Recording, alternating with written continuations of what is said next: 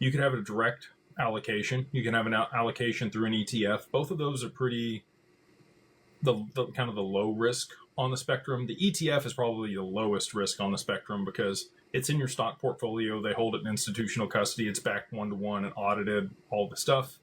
Holding it on your own is probably more risky than allocating through an ETF where somebody else manages the assets, unless you're holding it in institutional custody with digital wealth partners, and then you're getting the same assurances you would for an ETF.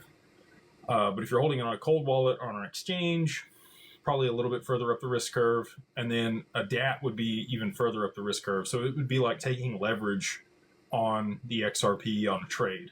So you're leveraged long or leveraged short on the XRP. That would kind of be the equivalent. And the reason for that is they can use debt as a tool to trade above NAV.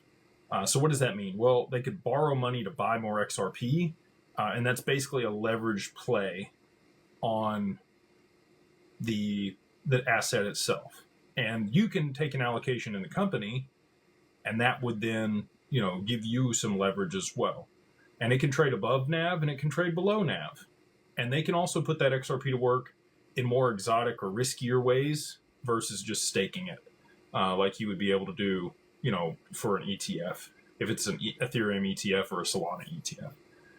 We don't have native staking for XRP, so really the only way to generate a return on it is to currently margin the asset in some way and then trade that in a market neutral strategy. We do that at Digital Wealth Partners.